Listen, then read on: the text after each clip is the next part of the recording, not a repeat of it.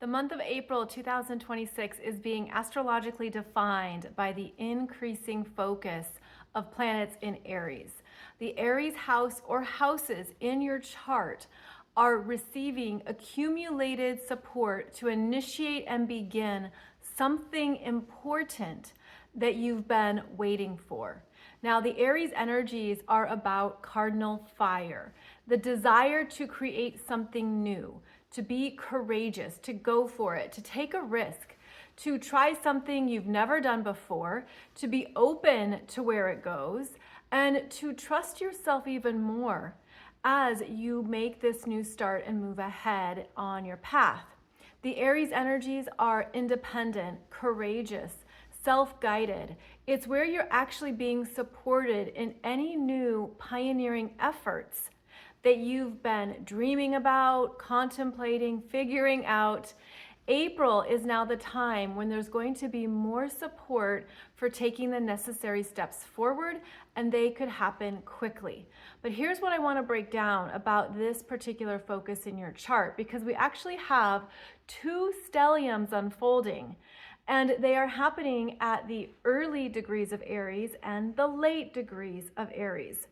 So we're going to have between 2 and 7 degrees of Aries, 4 planets, Neptune, Mercury, Mars, and Saturn, all moving through this first decan of the sign that is bringing your attention to what you feel compelled or propelled to initiate and begin. All 4 of these planets are going to be in the early first 9 degrees of Aries around the Aries new moon.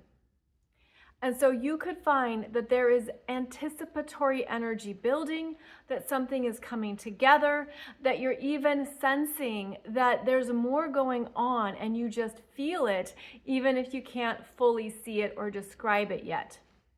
So these 4 planets, again, between 2 and 7 degrees of Aries in your chart include Neptune, Mercury, Mars, and Saturn.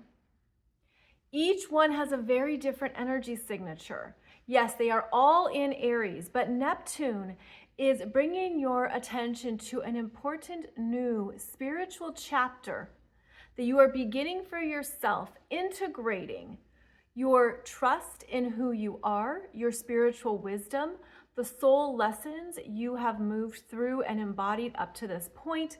And now Neptune is saying it's time to take all of that and allow it to be something that moves you forward into a new dream, a new endeavor, and a new level of spiritual consciousness that you're living from. Then we have Mercury, now in Aries. Mercury moves fast in Aries. This could be speaking before thinking. This is where you could say too much and then realize that you need to rein it in, or you don't want to move ahead faster than what is actually playing out. This is a Mercury in Aries, which will have a lot of fast-moving words. And then you have to determine, is there action here? Is there anything that's actually coming from it? Is this just blowing off steam? That could certainly be a theme with the strong Aries placements. Then we have Mars in his ruling sign of Aries. Mars is robust, commanding, leadership energy here in Aries. He is ready to lead the charge and move something forward. He feels ready to go and to begin something that will last for at least 2 years, because Mars takes 2 years to move around all 12 astrology signs. So Mars is coming in with the gusto, the energy, the momentum, the leadership and motivation to say, yes, let's do the thing. Let's move this forward. However, this Mars is going to get some constraint as he comes up against Saturn at 7 degrees of Aries. Keep in mind, I am reading this for the Aries new moon chart, but this is to give you a heads up on how the energies are unfolding here over the first 3 weeks or so of April. So Mars is in Aries, and then it's going to have a conjunction to Saturn at 7 degrees of Aries, and this is the full stop and assess. Saturn in Aries is asking you to stand strong, strengthen your spine, ground in your courage, and be very clear in where you are directing your energy, in your purposeful actions, and to also slow down any of that impatience, anger, or frustration if things aren't happening as quickly as you'd like. So keep in mind that the strong Aries energy wants movement, wants things to happen. But each of these 4 planets that I've just described, Neptune, Mercury, Mars, and Saturn, all operate on a different speed. And that could be quite interesting. You might even feel that things are moving forward, but they're happening in these very interesting, almost like a separation of highway lanes. Now, all 4 of these planets in the first decan of Aries are receiving a supportive sextile from Pluto in Aquarius. This is passion and drive. This is determination and empowerment to do the thing, make the start happen, to get it moving. Pluto in Aquarius is connecting you to the next vision, the higher consciousness of where something could go in the future. But Pluto will also bring in the fears, the worries, the anxiety around what is happening or not happening, around what to do next that will work this time. And I have a separate video for you here on YouTube that discussed Pluto in Aquarius sextiling Saturn in Aries. You might want to watch that as I go a little bit more into these energies. But essentially, the Pluto sextile is giving a whole new life force to what you're beginning so that it can go the distance and potentially reach or impact as many people as possible. I'm feeling like these energies are really strong in seeding new Earth consciousness, in activating a new level of experience on the planet that is divinely timed and has taken time to come about. So this Pluto energy is actually requiring you to move through fears. The fears that previously held you back, and those could be fears from other lifetimes. Those could be very deep-rooted energies. I'm also feeling like this Pluto sextile is the energy of what is transforming the planet, of where we are moving ahead into new frequencies that we're feeling and we're sensing. And even if you were to just take a moment and check in with yourself and your energy, do you feel different? Do you feel that you have evolved or shifted something within you that you can't fully describe, but it's alive within you and you sense it? That would be confirmation that these changes are impacting you and that you're also embodying these changes. So right there, we have these 4 planets in Aries, sextiling Pluto, big deal, supercharged, powerful new understandings of what's possible is going to be unfolding throughout April. Then we're going to have our second stellium of planets in Aries at the end of the sign. And this is where we find Chiron in Aries, Eris in Aries, the sun and the moon all making a conjunction here at 27 degrees of Aries on April 17th.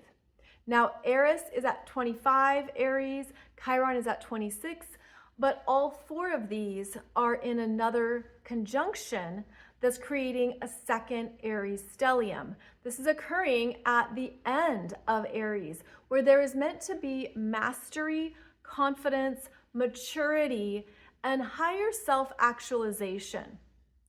And so as we approach the Aries new moon on April 17th, there's going to be some energies arising that can feel quite powerful and emotional. Eris is about where you have felt silenced, rejected, or dismissed. Eris in Aries is anything that has impacted you and your right to exist, your right to be a sovereign individual being, what you desire, what you want, what you're here to express. She is the ultimate truth teller. She does not care about anything else except delivering exactly what she's feeling. This is very fiery feminine energy. Then we have Chiron in Aries, And Chiron is going to be transitioning into Taurus in June. Don't worry, separate videos coming on that. But here Chiron is guiding you through a healing process that has been underway since at least last year. But at this time, there could be another level and layer of healing that unfolds that actually allows you to move on and be complete with something.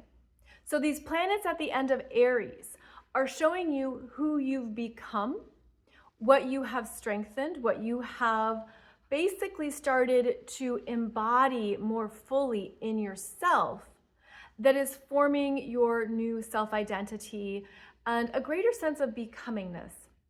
And then around the same degree points here is where that Aries new moon happens at 27 degrees of Aries, activating a change, a powerful new start, a significant new beginning that is meant to then take you forward into new creations, new levels of self-love, and new understandings of what you want to build and create next. So a lot going on here in Aries, right? Eight planets and points, 2 separate stelliums, bringing your attention to being very aware of what you're choosing, of what you're understanding about your own needs and your own self. This energy is fiery. It is highly active and inspiring. You could feel courage to take a risk or to do something that you never thought you would do or you just weren't ready for. The universe is signaling this is the time. This is a time for you. And with all that energy in Aries, it brings our attention to each of us at an individual level and asking us to choose. What am I going to move forward towards? What am I creating? What matters to me now? And how am I investing in myself? So because this energy is quite personal and subjective, it could feel like everyone's kind of in their own world, moving through their own choices, their own interests. We could all seem a little more self-involved because in April, we're trying to figure some things out that really, truly matter. And I feel that at a deeper level, there's a very big soul imprint here that you're meant to trust, honor, and love in yourself around what you're feeling called to do next. It's not something that anybody else can verify. It's not something that anybody else can decide for you. And it would be important to check in on where you might be compromising or negotiating away your power or trying to hold back something that you actually really desire and you really want. This is not the time to do so. This is the time to be full on in declaring to the universe what you want, who you are, and what you want to create. So it's you and your soul, your spiritual self, your higher self, the universe, working together to bring about this new starting point that is going to carry through here for certainly the rest of the year. And I do want to note that I know when we talk about these big energies, you can then have big expectations and you could feel so ready for something and then it doesn't come through or it doesn't happen. And then you wonder, did I miss it? Is it not going to happen? Is this just another false start? And so I guess one thing to keep in mind is that both Neptune and Saturn are staying in Aries, and they're very slow moving. So there could be a slower pace that some things are coming together and showing up. It's different for every person, but I just want to offer that because what tends to occur is that we start to see and feel and sense that there's a lot going on here. Is it going to show up? Well, it could even show up in Taurus season because Taurus is the first earth sign. It's fixed earth. It's where evidence appears. It's the first physical manifestation of something. So keep in mind that yes, a lot is meant to be starting and beginning here in April, but that it could come through on a different timeline. So one thing I want to leave you with is the understanding of your intention and what you bring into a space at this time. That's because there's a lot going on in the world, and there's a lot of energy that can feel very active and fiery. There can be a lot of reactions or big emotions. There can be a lot of impulsiveness with the Aries energy, a lot of excitement. There can also be a harder time in relaxing, grounding your energy, calming what you're feeling, especially within your nervous system. But it's an important time to enter every space, every conversation, every environment in a very intentional way where you're feeling strong, clear, and self-aware. And so I have a little story for you on how I've been practicing this, especially after I became a mom and especially in recent years. So my son and I, we like to go camping on the weekends, and we will be coming home on Sunday, hungry and wanting to stop at a restaurant with everybody else, So when my son was younger, before we went into a restaurant, I would always prepare him. It's gonna be busy. We're gonna have to wait for a table. Once we get our table, we're gonna wait to get our food. It's just gonna take longer. And that would help him adjust to the environment we were moving into, as well as manage expectations, which if you're a parent, that's a big thing, right? Managing those expectations. But it also allowed me to ground into that energy and to be more peaceful as well about the experience. So eventually at the restaurant, we would get our table, and my son and I agreed that we would always have an intention. And our intention was, we are going to be kind. Let's see if we can be the kindest table. He loved that. He loves that. So we would go in, sit at the table, order our food, let the server know, like, we're very simple, we know you're busy. The kitchen is probably insane right now with all this food and plates going on. People are impatient, they want their food. You know, there's a lot happening in a restaurant. So any restaurant is a Gemini environment, by the way, with a lot going on, a lot of multitasking, a lot of directions, a lot of orders, all these things like bubbling about, lots of stimuli. And so I would simply say to the server, but we are very simple. We're gonna be your easy table. Like, we are good. You know, if I could have some coffee, that'd be great. If he could have a bowl of fruit to start with, that's great. If you can't do it, that's fine. So my son and I would go in intentionally knowing that we wanted to be the calm in the storm. And twice it happened, that the server said to us, "You have been my most kind table." And my son's eyes got like this. He has these giant blue eyes. They got so big, because that was the secret password, right? Like, to be kind. He's like, oh,